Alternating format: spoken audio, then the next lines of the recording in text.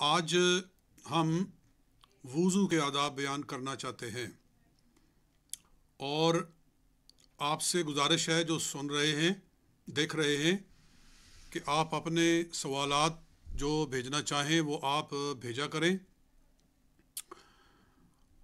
What's app پر آپ message بھیج سکتے ہیں اور آپ اپنی یعنی وائس میسج بھی ریکارڈ کروا سکتے ہیں اور وہ ہم لوگوں کو سنا بھی سکتے ہیں۔ تو اس طرح آپ اس پروگرام میں شامل ہو جائیں گے۔ تو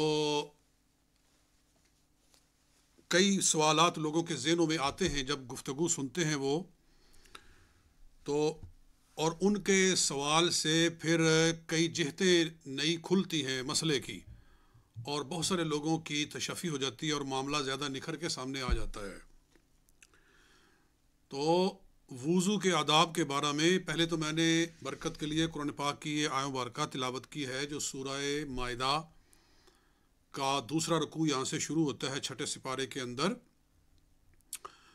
اللہ احکم الحاکمین ارشاد فرماتا ہے یا ایھا الذین آمنوا، اے مومنو، اذا قمتم الی الصلاۃ، جب تم نماز کے لیے کھڑے ہو، فاغسلوا وجوہکم، تو اپنے چہرے دھوو، وایدیکم الی المرافق، اور کونیوں تک اپنے ہاتھ دھوو، بازو دھوو، وامسحوا برؤوسکم، اور سروں کا مسح کرو، وارجلکم الی الکعبین، اور ٹخنوں تک اپنے پاؤں دھوو۔ اس میں اللہ نے وضو کے 4 فرائض بیان کیے ہیں۔ وضو میں 4 میجر پارٹس ہیں۔ دیر آر 4 میجر پارٹس ان وضو، یعنی دیر آر 4 فرائض آف وضو۔ فرائض مینز کہ وہ پارٹس کے if they are missed, if any one of them is missed, or if any one of them is not performed properly, then your wuzu is not acceptable۔ اگر آپ کوئی فرض چھوڑ دیں یا اس فرض کو پراپرلی آپ اس کو نہ بجا لائیں تو وضو نہیں ہو سکتا، اور اگر وضو نہیں ہے تو دین دیر از نو نماز۔ تو یہ 4 اللہ نے میجر پارٹس فرائض بیان کیے ہیں: چہرہ دھونا، اور کونیوں تک بازو دھونا، دونوں بازو، اور سر کا مسح کرنا، اور پیروں کو دھونا ٹخنوں تک۔ تو یہ تو فرائض ہو گئے، مگر حضور علیہ الصلاۃ والسلام کے کچھ آداب تھے۔ وضو کا آپ کا ایک خاص طریقہ تھا، اس کے مطابق اگر وضو کیا جائے تو وضو بجا طور پر ادا ہوتا ہے، اور یہ جو فرائض ہیں ان میں سے کوئی خراب نہیں ہوتا۔ یعنی جو سنتیں ہوتی ہیں نا، اصل میں یہ فرائض کی پروٹیکشن کے لیے ہوتی ہیں، فرائض کو بہتر طریقے سے ادا کرنے کے لیے ہوتی ہیں۔ بہرحال ان میں سے پہلی بات تو یہ ہے کہ پیارے آقا صلی اللہ علیہ وآلہ وسلم وضو میں کوشش یہ فرماتے تھے کہ کسی سے آپ مدد نہ لیں، آپ اپنا وضو خود کریں، وضو کی چیزیں خود مہیا کریں، خود ان کو آپ استعمال میں لائیں۔ یہ آپ کا ایک ادب ہے۔ ابن عباس رضی اللہ عنہ کہتے ہیں رسول اللہ صلی اللہ علیہ وسلم اپنے وضو کا خود اہتمام فرماتے، کسی کے سپرد نہ کرتے۔ سنن ابن ماجہ کتاب الطہارت کی یہ حدیث ہے۔ تاہم حدیثوں میں یہ بھی آتا ہے کہ صحابہ کرام رضوان اللہ تعالی اجمعین اور آپ کے اہل بیت کرام آپ کے وضو کے اہتمام میں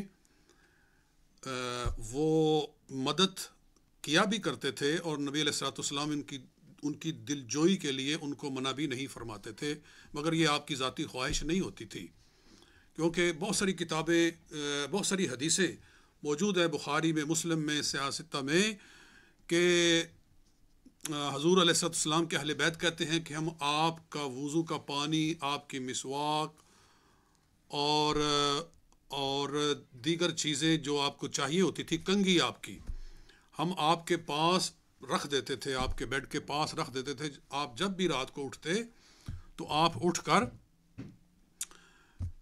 آپ مسواک فرماتے، وضو فرماتے، خود سارا جو کرنے کا طریقہ تھا وہ آپ بجا لاتے، اور کنگھی رکھ دیتے تھے آپ کے پاس گھر والے، آپ رات کو اٹھ کر اپنے بالوں کی کنگھی فرماتے تھے، اپنی داڑھی شریف کی کنگھی فرماتے تھے. یہ چیزیں آپ کے بستر کے پاس رات کو پڑی ہوتی تھی. تو اس سے پتہ چلتا ہے کہ حضور صلی اللہ علیہ وسلم اپنا وضو خود فرماتے تھے. تو یہ بات ہو گئی. اس کے بعد یہ میری اپنی تحریر ہے ساری، الحمدللہ میں کتاب لکھ رہا ہوں بہت لمبی چوڑی، سیرت طیبہ، جیسے میں نے پیچھے بھی بیان کیا تھا. اسی میں نے جو کچھ آداب وضو لکھے ہیں حضور علیہ السلام کے، ان میں سے میں چیدہ اٹھا کر آپ کو پیش کر رہا ہوں. اسی طرح وضو سے قبل بسم اللہ شریف پڑھنا. اور آپ کا ارشاد ابو ہریرہ رضی اللہ تعالیٰ عنہ کی روایت ہے کہ فرمایا نبی اکرم علیہ السلام نے لا صلاۃ لمن لا وضوء لہ، جو وضو نہیں کرتا اس کو کوئی نماز نہیں. ولا وضوء لمن لم یذکر اسم اللہ علیہ، اور اس کا وضو نہیں جس نے اللہ کا نام نہیں لیا. اس کا مطلب یہ نہیں کہ بغیر بسم اللہ پڑھنے کے وضو ہوتا نہیں ہے. اس کا معنی یہ ہے کہ دونوں چیزیں الگ الگ ہیں. وضو کے بغیر تو نماز ہوتی ہی نہیں، وہ اپنے حقیقی معنی پر محمول ہے. اور یہ جو دوسرا ہے کہ لا وضوء لمن لم یذکر اسم اللہ علیہ، تو یہ ایک تعویل پر مشتمل ہے، جس کا معنی یہ ہے کہ اس کا وضو کامل وضو نہیں ہے، اس کا بے برکت وضو ہے اس کا، جو اللہ تعالیٰ کا نام نہیں لیتا ہے. تو یہ ایسے ہی ہے جیسے حضور علیہ السلام فرماتے ہیں کہ لا دین لمن لا عہد لہ، کہ جس کا عہد نہیں اس کا کوئی دین نہیں. ولا ایمان لمن لا امانت لہ، یا لا صلاۃ الا بفاتحۃ الکتاب وغیرہ اس طرح کی چیزیں. تو یہ حضور نے تاکید فرمائی ہے گویا کہ اگر وضو کی برکت حاصل کرنا چاہتے ہو، وضو کا فائدہ حاصل کرنا چاہتے ہو، اور وضو کا نور حاصل کرنا چاہتے ہو، تو پھر تمہیں بسم اللہ شریف پڑھنی پڑے گی. اس کو عادت بنانی چاہیے. اور میں یہ بھی بتا دوں، میں نے یہ بات پہلے کہی بھی ہے، شاید دوبارہ پھر اس کو رپیٹ کر دیتا ہوں، کہ آپ آج کل کے جو ہمارے ٹوائلٹ رومز ہیں، یہ جو ہمارے استنجا والی جگہ ہیں، یہ باتھ رومز ہیں، یہ کمبائن ہوتے ہیں. ان میں وضو بھی ساتھ میں ہوتا ہے، اور اس میں قضائے حاجت کی جگہ بھی ساتھ ہی ہوتی ہے، دونوں اکٹھے ہوتے ہیں. تو وہاں تو آپ بیان سن چکے ہیں کہ وہاں اللہ کا نام نہیں ذکر کرنا چاہیے. تو ایسے میں آپ وہاں اپنے دل کے اندر بسم اللہ شریف پڑھ سکتے ہیں، یا آپ بیت الخلاء میں داخل ہونے سے پہلے بسم اللہ شریف پڑھ لیں، تو وہ آپ کے لیے کفایت کرے گی. تو یہ ہوگی بات. اور پھر یہ بھی ادب ہے، بلکہ یہ تو بہت اہم چیز ہے کہ اس کے بغیر تو وضو بھی خراب ہو سکتا ہے، کہ پانی جو ہے، جو آپ کے وضو کا پانی ہے، اس کے اندر آپ ہاتھ نہ ڈالیں جب تک کہ اس کو پہلے آپ دھو نہ لیں. تو ہاتھوں کا دھونا، پہلے 3 مرتبہ ہاتھوں کا دھونا، بیسیکلی بات یہ ہے کہ بیفور یو اسٹارٹ وضو you wash your hands 3 times. یہ حضور علیہ السلام کی سنت ہے کہ آپ اپنے ہاتھوں کو پہلے دھو کر پھر وضو کرنا شروع کریں. اسی طرح غسل سے پہلے بھی آگے میں بیان کروں گا کہ اس سے پہلے بھی ہاتھوں کو 3 مرتبہ دھویا جائے. اور حضور علیہ السلام کا ارشاد ہے کہ جب تم میں سے کوئی رات کو اٹھے تو اپنے ہاتھ کو پانی میں نہ ڈبوئے. اذا قام احدکم من اللیل فلا یغمسن یدہ فی الاناء حتی یغسلها 3 مرات فانہ لا یدری این باتت یدہ. تو ہاتھوں کو پہلے دھونا چاہیے. اور اگر آپ اس کو دیکھیں میڈیکل سائنس کی کے پوائنٹ آف ویو سے، تو آپ کو نظر آئے گا کہ حضور صلی اللہ علیہ وسلم کی سنتیں اور آپ کے آداب کس قدر پرفیکٹ اور اکارڈنگ ٹو میڈیکل سائنس ہیں، کہ حضور علیہ السلام ہاتھوں کو دھوتے تھے. وجہ یہ ہے کہ اگر آپ گندے ہاتھوں میں پانی ڈال کر چہرے پہ ڈال دیں گے، گندے ہاتھوں کے ساتھ، کیونکہ آپ سارا دن دائیں بائیں چیزیں پکڑ رہے ہیں، رکھ رہے ہیں، کئی جرمز ہیں، کئی جراثیم ہیں، بیکٹیریاز ہیں جو چیزوں کو لگے ہوتے ہیں اور آپ کے ہاتھوں کو لگ جاتے ہیں. تو اگر آپ ہاتھوں کو نہیں دھوئیں گے پہلے تو وہ ساری چیزیں پانی کے ساتھ مل کر آپ کے چہرے کو لگے گی، آپ کے ہاتھوں کو لگے گی اور آپ کو بیمار کرے گی، بیماریاں آپ کے جسم کو لاحق ہوگی. تو ہاتھوں کا دھونا اس لیے رکھا گیا ہے بار بار. اور گویا کہ یہ تعلیم دی گئی ہے کہ جو مسلمان ہے وہ دن میں کئی مرتبہ اپنے ہاتھوں کو، جب بھی وضو کرتا ہے تو اپنے ہاتھوں کو دھوتا ہے. اور ہاتھوں کو دھونا یہ بیماریوں کو ختم کرتا ہے. بار بار دھونا. آج کرونا وائرس کا دنیا میں ایک قبضہ ہے اور ساری دنیا میں پھیلی ہوئی ہے. تو مسلمان ملکوں کے اندر یہ کم پھیلی ہے rather than نن مسلم کنٹریز. یہ بالکل یہ ایک فیکٹ ہے کہ مسلمان ملکوں میں یہ تھوڑا پھیلا ہے. اور اس کا ایک ریزن یہ ہے کہ مسلمان بار بار وضو کرتے ہیں، بار بار ہاتھوں کو دھوتے ہیں. تو اس لیے ہمیں اس بات پر فخر ہے کہ ہم مسلمان ہیں اور ہمیں وہ اعلیٰ تعلیمات دی گئی ہیں جو انسانی فطرت کے عین مطابق ہے. اس لیے اسلام کو دین فطرت کہا جاتا ہے کہ دس از دا دین آف نیچر. اور اسی طرح وضو میں پانی کو ضائع ہونے سے بچانا، کہ پانی ضائع نہ ہونے دیا جائے. ایک قطرہ بھی اگر ضائع ہو تو یہ اللہ تعالیٰ کے ہاں ناپسندیدہ ہے. پانی ضائع کیسے ہوتا ہے وضو کے اندر؟ اس کا ایک سبب تو یہ ہوتا ہے کہ کچھ لوگوں کو وسوسہ ہوتا ہے کہ پتہ نہیں ہمارا ہاتھ صحیح طرح سے، بازو پاؤں ہمارا دھلا ہے نہیں دھلا ہے. تو وہ وسوسے کی وجہ سے پانی کو ڈالتے رہتے ہیں اور کئی مرتبہ دھوتے رہتے ہیں. یعنی 3 مرتبہ دھونا یہ سنت ہے، لیکن وہ 3 سے زیادہ دھو دیتے ہیں. تو یہ اسراف ہے. ایک حدیث ہے، حضرت عبداللہ بن عمرو بن العاص رضی اللہ عنہ کہتے ہیں کہ ایک اعرابی حضور علیہ السلام کے پاس آیا. اس نے آپ سے وضو کے بارے میں سوال کیا تو آپ نے اس کو وضو کا طریقہ دکھایا کہ وضو ایسے ہوتا ہے. تو آپ نے ہر عضو کو 3 بار دھویا. پھر آپ نے فرمایا ہاذا الوضو، دس از وضو، فمن زاد علی ہاذا فقد اساء وتعدى وظلم. فرمایا جس نے اس سے بڑھایا، 3 سے زیادہ جس نے 3 بار سے زیادہ جس نے اعضاء کو دھویا تو اس نے برا کیا، وہ حد سے بڑا اور اس نے ظلم کیا. اس نے ظلم کیا. نبی علیہ السلام نے یہاں تک ارشاد فرمایا کیونکہ اس نے اللہ کی ایک نعمت کو ضائع کر کے گناہ کمایا اور یہ ظلم ہے. اور بلکہ یوں کہیں کہ ان لوگوں پر ظلم ہے کہ جن تک پانی جانا چاہیے تھا دوسرے لوگ استعمال کرتے، ان کو فائدہ ہوتا، تو اللہ کی نعمت کو ضائع کر دیا. تو ایک تو یہ ہوتا ہے پانی کا ضائع کرنا، اور دوسرا یہ ہوتا ہے کہ آپ ٹوٹی زیادہ کھول دیتے ہیں اور پوری ٹوٹی کھول دیتے ہیں اور مسلسل پانی بہتا جاتا ہے اور آپ بڑے آرام سے اور بڑے سکون سے وضو کر رہے ہیں. اور جتنی دیر آپ نے وضو میں صرف کیا ہے، جتنا وقت 10 منٹ گزر گئے ہیں، 12 منٹ گزر گئے ہیں، جتنے بھی اتنی دیر مسلسل پوری ٹوٹی کھلی رہی ہے. تو جو وضو 1 لیٹر سے ہو سکتا تھا، مثلا 2 لیٹر سے ہو سکتا تھا، اس پر آپ نے 20-25 لیٹر ضائع کر دیے. پورا غسل ہو سکتا تھا اس سے. تو ذرا سوچا آپ نے کہ آپ نے کتنا بڑا گناہ کیا ہے. اور یہ اکثر لوگ ایسا کرتے ہیں کہ پوری ٹوٹی کھول دیتے ہیں اور پانی مسلسل بہتا جا رہا ہے. اور یہ اللہ کی اتنی بڑی نعمت ہے یہ وضو کا، یہ پانی، کہ اس کا ایک قطرہ، اس کا حساب ہونا ہے روز قیامت. اللہ تعالیٰ نے پوچھنا ہے جو نعمتیں دی گئی تھیں ان کو ضائع کیا یا بہتر طریقے سے استعمال کیا.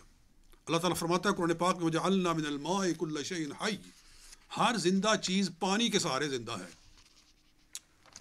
تو غور کریں وہ علاقے بھی ہیں دنیا کے اندر کہ جہاں لوگ پانی کی بوند بوند کو ترستے ہیں، دور دور سے وہ برتنوں کے اندر لے کر آتے ہیں پانی، اور اس سے وہ بمشکل گزارا کرتے ہیں۔ اور آپ کو اللہ تعالیٰ نے وافر پانی دیا ہوا ہے، تو آپ اتنے بے خوف ہو گئے ہیں اللہ تعالیٰ کی پکڑ سے کہ پانی کو ایسے ہی ضائع کرتے جا رہے ہیں۔ اور اسی طرح ٹوٹی سے جب وضو کیا جاتا ہے تو ایسے کرنا چاہیے کہ آپ بالکل تھوڑی سی ٹوٹی کھولیں، یہی ہوگا کہ 1 منٹ 2 منٹ آپ کے وضو میں زیادہ لگ جائیں گے، تھوڑا تھوڑا پانی نکلے گا اور آپ کا وضو بھی ہو جائے گا، اعضاء بھی دھل جائیں گے اور پانی بھی تھوڑا استعمال ہوگا۔ اسی طرح جب آپ سر کا مسح کرنے لگتے ہیں تو آپ اس وقت ٹوٹی بند کر دیں، ٹوٹی بند کر کے سر کا مسح کریں، کیونکہ ہاتھ آپ کے گیلے ہیں آلریڈی، ان کو آپ نے سر پہ پھیرنا ہے، پھیرنے کے بعد پھر آپ نے پاؤں اٹھانا ہے اور اس کو ٹوٹی کے سامنے لانا ہے۔ تو جتنی دیر یہ گزری ہے اتنی دیر میں اگر کھلا ہوا ہے پانی تو تقریباً کوئی 1 لوٹا پانی کا گزر جائے گا۔ تو ایسا نہ کریں، سر کا مسح کرنے کے واسطے آپ بند کر دیں اس کو، اور جب آپ اپنا پاؤں ٹوٹی کے سامنے رکھ دیں تو اس کے بعد ٹوٹی کھولیں تاکہ پانی صحیح جگہ پر صرف ہو اور ضائع ہونے سے بچے۔ یہ چھوٹی چھوٹی چیزیں ہیں جن کی طرف ہم توجہ نہیں کرتے، اور یہ قابل مواخذہ ہیں اللہ تعالیٰ کے ہاں، ان کی پکڑ ہونے والی، ان کے بارے میں سوال ہونے والا ہے۔ اور وضو کے آداب میں سے یہ بھی ہے کہ وضو کی تری کو بڑھا لینا، وضو کی تری کو بڑھا لینا، اس کا مطلب یہ ہے کہ چہرہ جو ہے یہاں سے دھونا فرض ہے کہ جہاں سے بال اگتے ہیں سر کے، تو تھوڑے سے بال بھی دھو لینا، یعنی سر کا تھوڑا سا حصہ بھی شامل کر لینا۔ اسی طرح کونیوں تک بازوؤں کا دھونا فرض ہے، تو آپ تھوڑا سا اوپر بھی لے جائیں اور کونیوں سے اوپر بھی تھوڑا سا دھو لیں، اور اسی طرح ٹخنوں تک پاؤں کا دھونا ضروری ہے، تو آپ ٹخنوں سے بھی تھوڑا اوپر پنڈلی کو بھی تھوڑا سا دھو لیں، اس کو کہتے ہیں اسباغ۔ اور اس اسباغ کی بہت فضیلت آئی ہے حدیث پاک میں، وہ یہ ہے کہ رسول اللہ صلی اللہ علیہ وسلم نے ارشاد فرمایا، انتم الغر المحجلون یوم القیامت من اسباغ الوضوء، کہ روز قیامت تم اس طرح آؤ گے، اے میرے غلاموں، سرکار فرما رہے ہیں اے میرے امتیوں، تم روز قیامت اس طرح آؤ گے کہ تمہارے اعضائے وضو، چہرے اور ہاتھ اور پاؤں تمہارے اس طرح چمک رہے ہوں گے جس طرح کہ 5 کلاں گھوڑا ہوتا ہے، اور 5 کلاں گھوڑے کے پاؤں اور اس کا ماتھا چمک رہا ہوتا ہے، یعنی جس گھوڑے کا ماتھا سفید ہو اور اس کے چاروں پاؤں سفید ہوں، باقی سارا وہ سیاہ یا کالا یا براؤن یا جس بھی کلر کا ہو، اور اس کے یہ 5 اعضاء سفید ہوں، تو وہ بہت خوبصورت ہوتا ہے، قیمتی ہوتا ہے، خوبصورت اور دور سے پیارا لگتا ہے۔ نبی علیہ الصلوۃ والسلام نے فرمایا کہ روز قیامت میری امت اس طرح سے آئے گی کہ 5 کلاں گھوڑوں کی طرح ان کے اعضاء وضو والے نور سے چمک رہے ہوں گے۔ فمن استطاع منکم فلیطل غرتہ وتحجیلہ، تو تم میں سے جو اپنی پیشانی کے نور کو اور اپنے اعضاء کے نور کو بڑھا سکتا ہے وہ بڑھائے، یعنی جتنا حصہ وضو میں دھل جائے گا وہ بھی روز قیامت روشن اور منور ہو جائے گا۔ اور بھی ایک حدیث ہے، حضرت نعیم المجمر کہتے ہیں کہ حضرت ابو ہریرہ رضی اللہ تعالی عنہ کے ساتھ میں تھا، انہوں نے وضو کیا اور کہا کہ رسول پاک صلی اللہ علیہ وآلہ وسلم کا ارشاد ہے، ان امتی یدعون یوم القیامت غرا محجلین من آثار الوضوء، روز قیامت میری امت یوں لائی جائے گی کہ ان کے وضو والے اعضاء چمک رہے ہوں گے، روشن ہوں گے۔ یہ بخاری اور مسلم کی حدیث ہے۔ بلکہ یہ بھی حدیث ہے ابو ہریرہ رضی اللہ عنہ سے کہ پوچھا گیا، یا رسول اللہ کیف تعرف امتک یوم القیامت، آپ روز قیامت اپنی امت کو کیسے پہچانیں گے کہ جہاں آدم علیہ السلام سے لے کر عیسیٰ علیہ السلام تک سارے انبیاء کی امتیں موجود ہوں گی، تو آپ ان میں سے اربوں کھربوں لوگوں میں اپنی امت کو کیسے پہچانیں گے؟ تو آقا صلی اللہ علیہ وسلم نے یہی ارشاد فرمایا کہ تمہارے چہرے اور تمہارے ہاتھ پاؤں وضو کے آثار کی وجہ سے چمک رہے ہوں گے، میں تمہیں ایسے پہچانوں گا۔ یہ صحیح مسلم کی حدیث ہے کتاب الطہارت کی۔ تو جب مفت میں آپ کا نور بڑھ رہا ہے تو آپ بڑھائیں، اس میں کیا حرج ہے آپ کے لیے؟ یہ بھی وضو کا ایک ادب ہو گیا۔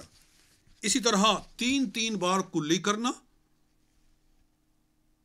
اور ناک میں پانی ڈالنا، یعنی 3 بار کلی اور 3 بار ناک میں پانی ڈالنا۔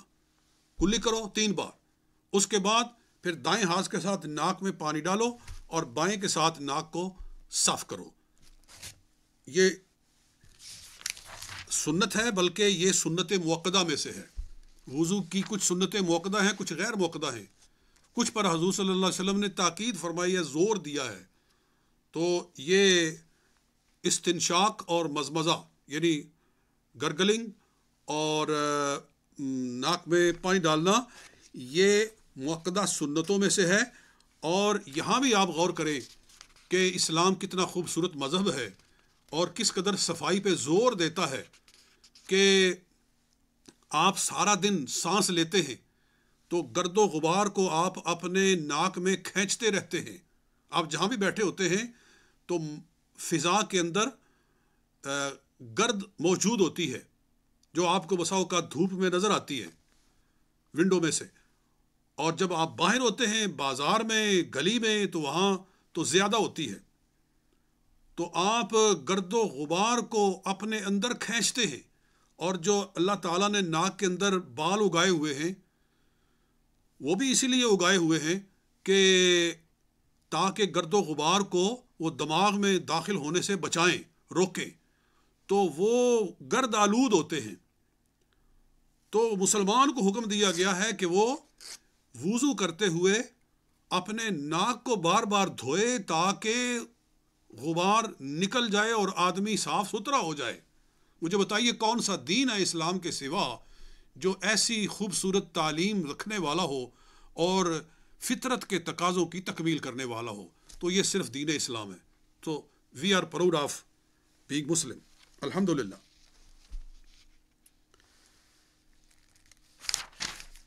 یہ بات ہو گئی۔ اسی طرح وضو کی سنتوں میں سے، وضو کے آداب میں سے ہے داڑھی شریف کا خلال کرنا، داڑھی کا خلال کرنا۔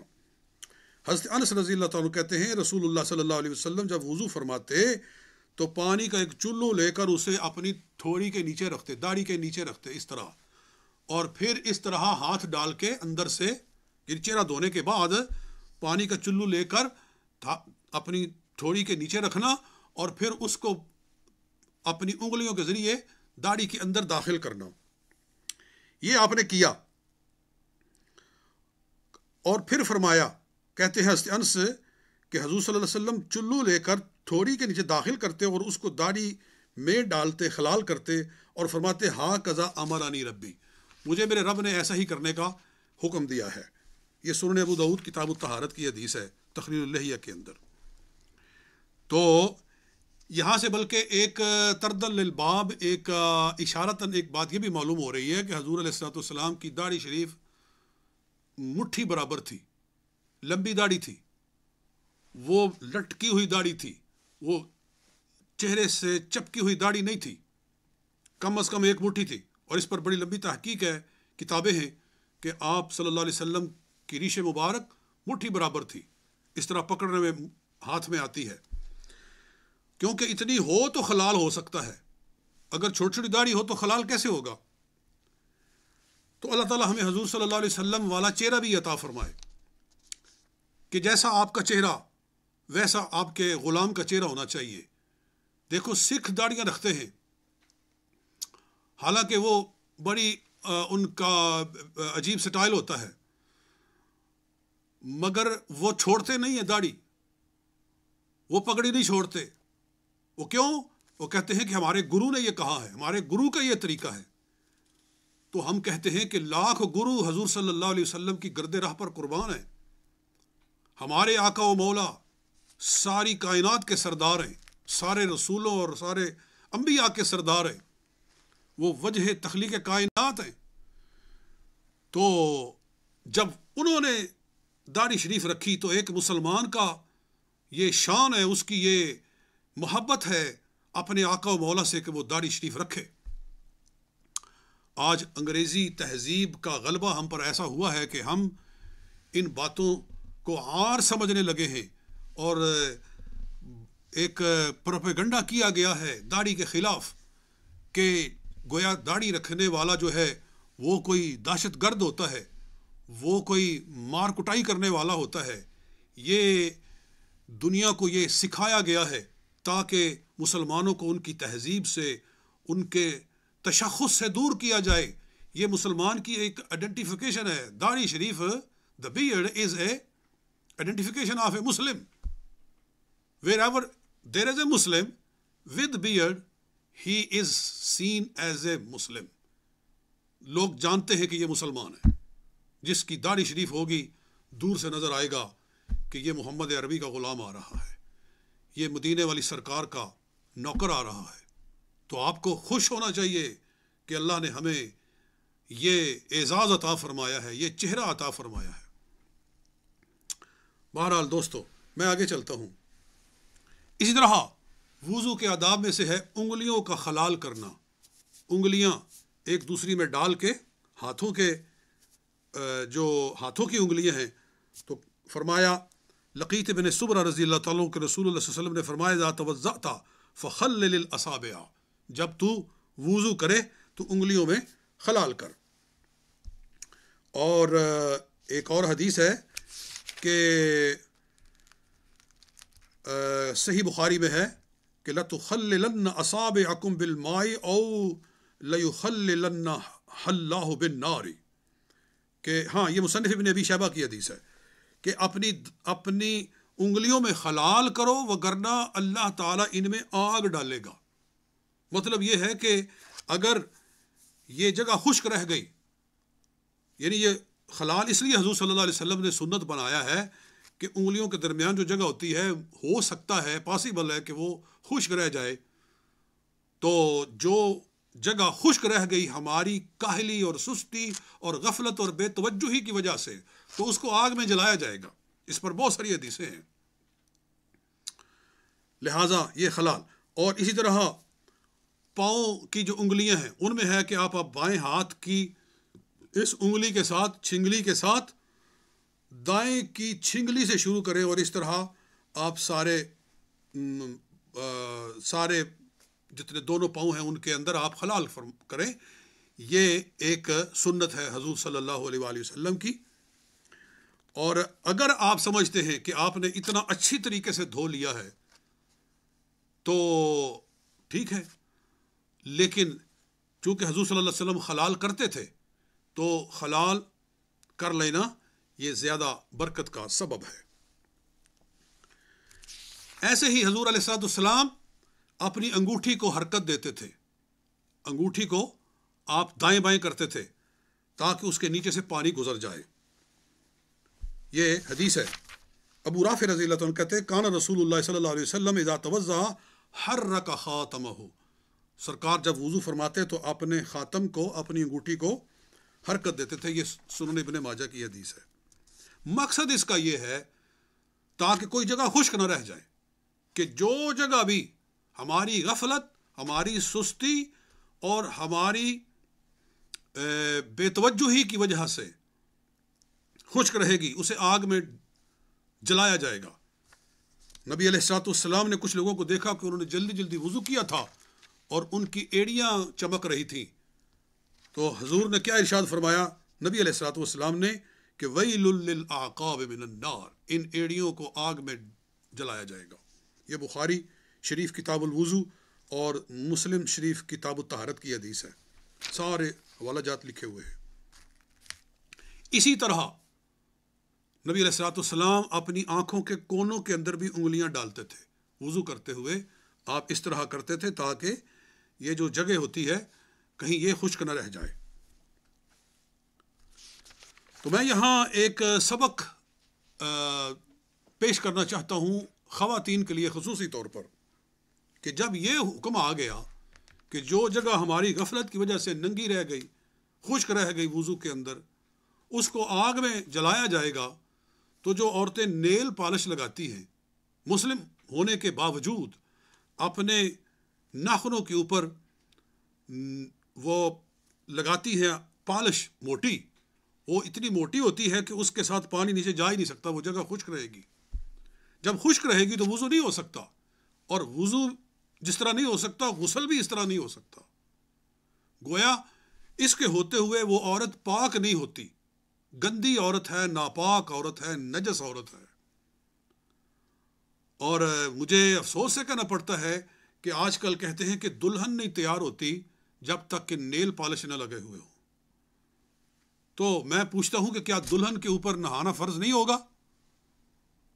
دلہن کا مطلب کیا ہوتا ہے؟ تو دلہن پہ نہانا فرض ہوگا، اور اگر اس نے نیل پالش لگائی ہوئی ہے تو وہ گندی ہے، وہ نجس ہے، وہ ناپاک ہے. اور حضور صلی اللہ علیہ وسلم کا ارشاد ہے کہ جس گھر میں کتا ہو، اور جس گھر میں دیوار پہ تصویر لگی ہوئی ہو، اور جس گھر میں جنب ہو، وہاں رحمت الہی کے فرشتے نہیں داخل ہوتے. یعنی وہ ایسی منحوس شے ہے کہ کتے سے مشابہت دی گئی ہے، کہ کتا ہو، جیسے لوگوں نے گھروں میں کتے پالے ہوتے ہیں اور کتوں کو گود میں بٹھایا ہوتا ہے اور کتے لے کر پھر رہے ہیں، تو یہ کیا مسلمان ہے؟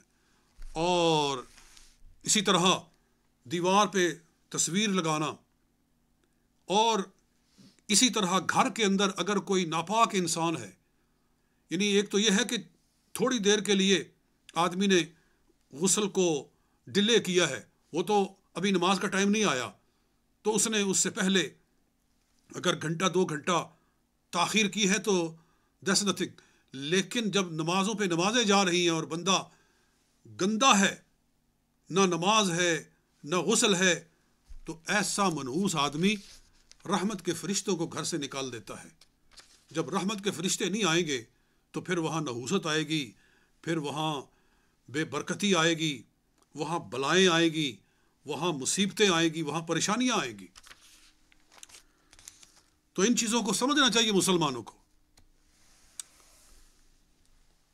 اور اس کے بعد سارے سر کا مسح کرنا، یہ بھی سنت ہے کہ عثمان غنی رضی اللہ تعالیٰ عنہ نے، بخاری میں حدیث ہے، مسلم میں حدیث ہے، کہ لوگوں کو دکھایا کہ کس طرح سر کا مسح کیا جاتا ہے. تو انہوں نے اپنے ہاتھوں کو یوں سامنے رکھا اور اوپر سے پیچھے لے گئے، اور پھر تلیوں کو اس طرح سے دائیں بائیں سے گزار کر آگے لے آئے، اور فرمایا کہ حضور صلی اللہ علیہ وسلم اس طرح سر کا مسح کرتے تھے. تو اس طرح کرنا چاہیے.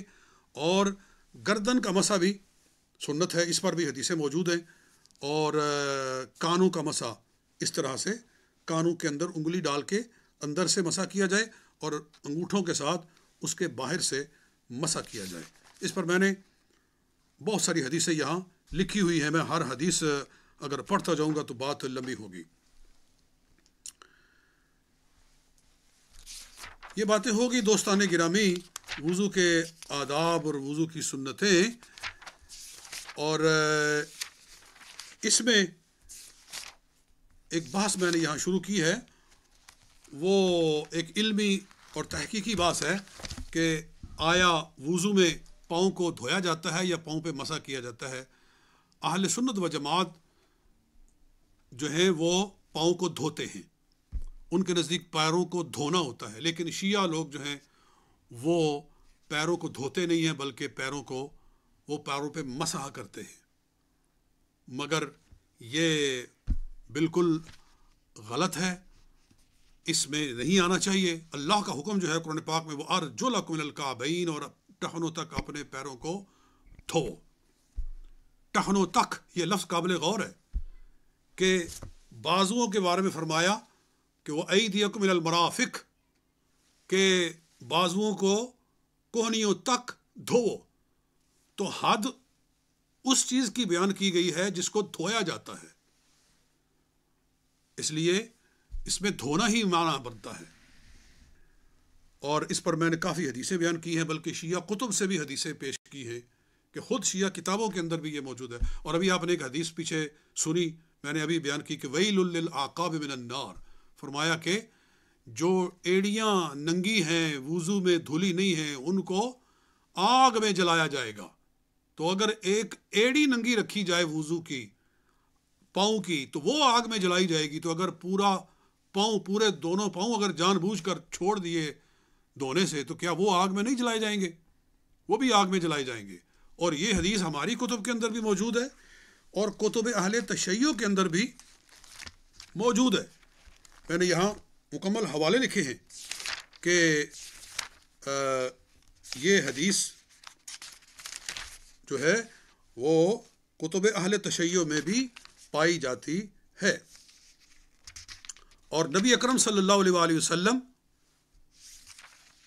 بھی وضو اسی طرح سے کرتے تھے۔ ہاں، یہ لمبی باتیں ہیں، لمبے یہ بخاری شریف میں بھی حدیث ہے اور مسلم شریف ویل للعقاب من النار۔ اور زید بن علی رضی اللہ تعالی عنہ، زید بن علی رضی اللہ تعالی عنہ اپنے آباء کرام سے جو امام زین العابدین ہیں اور پھر آگے امام علی مقام امام حسین ہیں اور آگے مولا علی المرتضیٰ ہیں، یہ سب اس حدیث کو ایک دوسرے سے روایت کرتے ہیں کہ حضرت علی نے فرمایا توضأت، میں نے وضو کیا، وغسلت قدمی، میں نے اپنے پیروں کو دھویا، فقال علی، سرکار نے فرمایا یا علی خلل بین الاصابع، اے علی انگلیوں کے، پیروں کی انگلیوں میں خلال کر، لا تخلل بالنار، تاکہ ان میں آگ داخل نہ ہو۔ یہ کتاب ہے اہل تشیع کی، الاستبصار، الاستبصار کتاب الطہارت، صفحہ نمبر 42، مطبوعہ دار المجتبیٰ نجف اشرف۔ میرے پاس کتاب موجود ہے، اگر کوئی دیکھنا چاہے تو ہم اس کو دکھا سکتے ہیں۔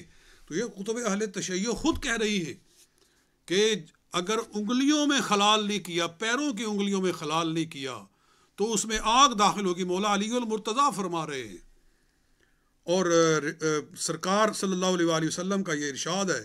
اور روایت کرنے والے کون ہیں؟ حضرت امام علی مقام امام حسین ہیں، حضرت امام زین العابدین ہیں، اور اسی طرح حضرت زید بن علی ہیں۔ تو یہ اہل بیت اطہار کا خاص تحفہ ہے یہ حدیث۔ لہٰذا ہم دعوت دیتے ہیں اہل تشیع کو بھی کہ خدا را اس معاملے کو سمجھو۔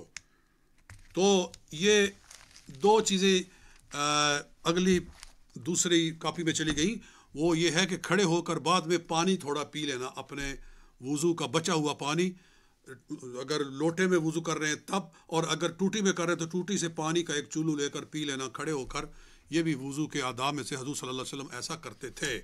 اور آپ یہ پڑھا کرتے تھے وضو کو مکمل کر کے، اشہد ان لا الہ الا اللہ اشہد ان محمدً عبدہ ورسولہ۔ یہ دوسرا کلمہ جو ہے کلمہ شہادت، سرکار نے ارشاد فرمایا کہ جس نے وضو کے بعد یہ کلمہ پڑھا، کلمہ شہادت پڑھا، فتحت لہ ثمانیۃ ابواب الجنۃ یدخل ایہا شاء، کہ جس نے یہ وضو کے بعد یہ کلمہ پڑھا اس کے لیے جنت کے 8 دروازے کھول دیے جائیں گے، ان میں سے جس کے اندر سے چاہے وہ داخل ہو۔ تو اتنا بڑا ثواب ہے یہ نماز اپنے وضو کے بعد۔ اور میں وہ پہلے بھی کہا تھا، اس کو دوبارہ کہہ رہا ہوں کہ جو ایسا بیت الخلاء ہے کہ بیچ میں وہیں وضو ہے اور وہیں طہارت کی جگہ ہے، تو آپ وہاں یا تو دل میں پڑھ لیں، اور یا جب آپ بیت الخلاء سے باہر نکل آئیں تو باہر نکل کے آپ اشہد ان لا الہ الا اللہ واشہد ان محمدً عبدہ ورسولہ پڑھ لیں گے تو آپ کو پورا پورا ثواب مل جائے گا، اور جنت کے دروازوں کے کھلنے کی جو بشارت ہے وہ انشاءاللہ حاصل ہوگی۔ تو ان الفاظ پہ میں اکتفا کرتا ہوں۔ اللہ تعالیٰ اس بیان کو قبول و منظور فرمائے۔ کوئی سوالات ہیں؟ جی چند سوالات ہیں یہاں جو آن لائن وصول ہوئے ہیں۔ پہلا یہ پچھلے ہفتے سوال آیا تھا کہ سلسل بول کے بارے میں، کہ مرد حضرات جن کو مسلسل قطرے آتے ہیں کہ وضو سے فارغ ہو چکے ہیں اور وضو کرنے کے بعد اگر کچھ قطرے محسوس ہوں تو ان کے بارے میں کیا شرعی حکم ہے اور اس کا کوئی علاج اگر ہو؟ یہ تو حکم غالباً میں نے بیان تھوڑا سا کیا بھی تھا کہ اگر یہ کام اتنا زیادہ ہے، قطروں کا آنا یا استطلاق البطن کہتے ہیں کہ ہوا کا خارج ہونا، اس طرح کی چیزیں اگر اتنی غالب ہیں کہ آپ 2 رکعت بھی نہیں پڑھ سکتے، تو پھر آپ معذورین میں سے ہیں، آپ مجبور لوگوں میں سے ہیں۔ پھر یہ ہے کہ آپ نماز پڑھتے رہیں بے شک، پانی نکلتا رہے، قطرے گرتے رہیں، بے شک پیٹ میں سے ہوا خارج ہوتی رہے، یا عورتیں جن کو استحاضہ کی بیماری ہوتی ہے، یعنی خون ان کا رکتا نہیں ہے، مسلسل خون آتا رہتا ہے، تو وہ بھی ایسے ہی لوگوں میں سے ہے کہ سرکار صلی اللہ علیہ وسلم نے بلکہ فرمایا کہ عورت سے کہا کہ اگر تیرے مصلے پر بھی خون گرتا رہے تو پھر بھی نماز نہیں چھوڑے گی، پھر بھی تجھے نماز پڑھنا پڑے گی، یعنی اس کی نماز قبول ہی قبول ہے، لیکن جیسے ہی اگلی نماز کا وقت آئے گا تو اس کا وضو پچھلا جو ہے وہ ختم، اور نئے سرے سے اس کو وضو کرنا پڑے گا۔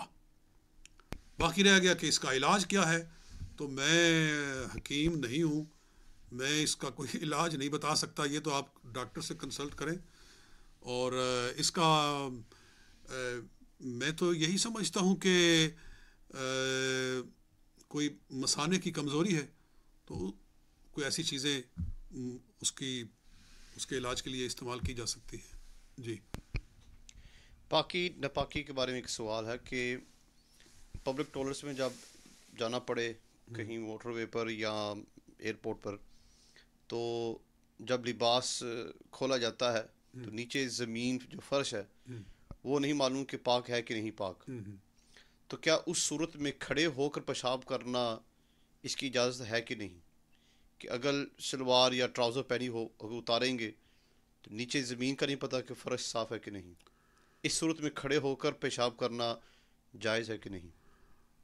نہیں، ویسے یہ وسوسہ ہی اس کو وسوسہ ہی کہا جا سکتا ہے کہ پتہ نہیں پاک ہے کہ نہیں پاک ہے۔ جب جگہ خشک ہے، نیچے کوئی گندگی نظر نہیں آ رہی ہے تو وہ جگہ پاک ہے، اگر کوئی گندگی ہے تو نظر تو نہیں آ رہی ہے نا۔ جب وہ جگہ خشک ہے تو اس کے اوپر اگر آپ کے کپڑے لگیں گے تو اس سے کوئی فرق نہیں لازم آئے گا، آپ کھڑے ہو کر پیشاب کریں گے تو اس سے مشکلات پیدا ہوتی ہیں، اس سے چھینٹے اڑ کے آپ کے جسم پہ لگ سکتے ہیں اور مزید گندگی آپ اپنے جسم کو لاحق کریں گے، تو یہ نہ کریں، یہ جسٹ ایکسکیوز ہے۔ جی، ایک سوال یہ ہے کہ سیلک از دس حلال اور ناٹ؟ سیلک جو کیڑے مکوڑے چونٹیاں ہوتی ہیں ان کی جلد میں سے بنایا جاتا ہے، جو کھانوں میں داخل کیا جاتا ہے اس ذائقہ بنانے کے لیے۔ اچھا، کیڑوں مکوڑوں سے؟ ہاں جی، تو کیا ایسی چیز اگر انگریڈینٹ میں لکھی ہو ایسی چیز کا کھانا جائز ہے کہ نہیں؟ بالکل جائز نہیں، کیڑے مکوڑے حرام ہیں، اور ان کی جلد اگر ڈالی جائے گی تو ظاہر حرام ہے۔ جی، اگلا سوال کہ خلال کے بارے میں بات ہوئی اور داڑھی شریف کے بارے میں، امام کی اگر داڑھی مکمل نہ ہو تو کیا اس کے پیچھے نماز پڑھنا جائز کہ نہیں؟ دیکھیے، یہ مسئلہ ہمارے ائمہ کرام نے بڑی تفصیل سے بیان کیا ہے کہ داڑھی کا پورا ہونا یہ واجب ہے، اور جو آدمی اس کا تارک ہے اس کے پیچھے نماز مکروہ ہے، اور اگر آپ کو کوئی اور امامت یا کوئی اور جگہ نہیں ملتی باجماعت تو آپ نماز نہ ترک کریں، آپ نماز پڑھ لیں، لیکن آپ اپنے دل کی تسلی کے لیے اس نماز کو دوبارہ پھر پڑھ لیں، اور کوشش یہی کریں کہ ایسے امام کے پیچھے ہی نماز پڑھیں کہ جس کی داڑھی شریف مکمل ہو۔ جی، ایک اور سوال یہ بھی تھا کہ وضو کی برکات میں سے کی کوئی حدیث اگر بتا دی جائے۔ جی ہاں، کتنے ہی حدیث، حضور علیہ الصلوۃ والسلام کا ارشاد ہے کہ یہ وضو، جیسے ابھی آپ نے حدیث سنی کہ یہ روز قیامت آپ اپنی امت کو اس کے ذریعے پہچانیں گے، اور فرمایا حضور صلی اللہ علیہ وسلم نے کہ جب آدمی ہاتھ دھوتا ہے تو اس کے ہاتھوں کے گناہ اتر جاتے ہیں، جب چہرہ دھوتا ہے تو چہرے کے گناہ اتر جاتے ہیں، کلی کرتا ہے زبان کے گناہ اتر جاتے ہیں، حتیٰ کہ فرمایا کہ اس کے ناخنوں کے نیچے سے گناہ نکل جاتے ہیں، اور پھر اس کے بعد وہ پاک صاف ہو کر نماز کے لیے جاتا ہے اور نماز ادا کرتا ہے۔ تو اتنا ثواب نبی علیہ الصلوۃ والسلام نے بیان فرمایا ہے۔ جی جی اگلا سوال کہ کسی ایسے علاقے میں مسلمان ہونا چاہے کوئی غیر مسلم اور اس کا اصرار ہو کہ کسی امام کے پاس یا مسجد میں میں نے جا کر کلمہ پڑھنا ہے، شہادت پڑھنی ہے، کہنی ہے، تو ایسا کرنا جائز کہ نہیں، اور اس میں کس نے تاخیر کرنی چاہیے؟ تاخیر بالکل نہیں کرنی چاہیے۔ جب کسی شخص کا دل مطمئن ہو گیا ہے کہ یہ دین حق ہے تو اس کو فوراً قبول کرنا چاہیے، کلمہ پڑھنا چاہیے۔ جس بھی آدمی کے ساتھ وہ بات کر رہا ہے وہی اس کو مسلمان کر سکتا ہے، اس کو یہ پڑھا سکتا ہے۔ یہ کوئی ضروری نہیں ہے کہ وہ کسی بڑی مسجد میں جائے اور بڑے لوگوں کے سامنے ایسا کرے۔ وہ بھی کر لے، وہ بھی بعد میں کر لے، فوری طور پر وہ کلمہ پڑھے اور دین میں داخل ہو۔ البتہ وہ دوسرے لوگوں کو گواہ بنانے کے لیے اگر اس کو مسجد میں لایا جائے اور لوگوں کے سامنے اس کو کلمہ شریف پڑھایا جائے تو وہ بعد میں کر لینا چاہیے، اور اس کا بھی فائدہ ہے، اس لیے کہ اس سے بھی مسلمانوں کے ایمان کو ایک تازگی ملتی ہے، لوگوں میں مسرت کی ایک لہر آتی ہے، اور اس آدمی کا ایز اے مسلم تعارف ہو جاتا ہے، لوگ اس سے پھر اپنی ایک محبت کا رشتہ استوار کرتے ہیں، اپنی اس کا ایک ماحول بنتا ہے۔ جی سوال غسل کے بارے میں آیا ہے۔ غسل کے دوران اگر ہوا خارج ہو اور یوں فرض کر لیا جائے کہ غسل تقریباً مکمل ہو چکا تھا، ہاں، تو اس صورت میں کیا غسل دوبارہ کرنا پڑے گا یا وضو کرنا پڑے گا؟ کیا صورت بنے گی؟ وضو نہیں، غسل نہیں دوبارہ کرنا پڑے گا، بلکہ وضو دوبارہ کرنا پڑے گا۔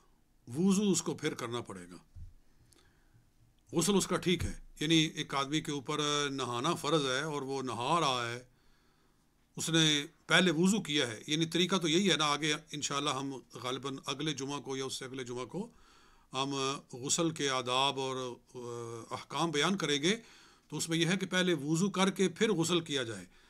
تو اگر اس دوران میں اس کا وضو ٹوٹا ہے تو ظاہر ہے کہ اب اس کو اعضاء وضو والے جو ہیں وہ دھونا پڑیں گے صحیح طریقے کے ساتھ، لیکن غسل اس کا ٹھیک ہے۔ جی بس ٹھیک ہے، جزاک اللہ، والسلام علیکم ورحمۃ اللہ۔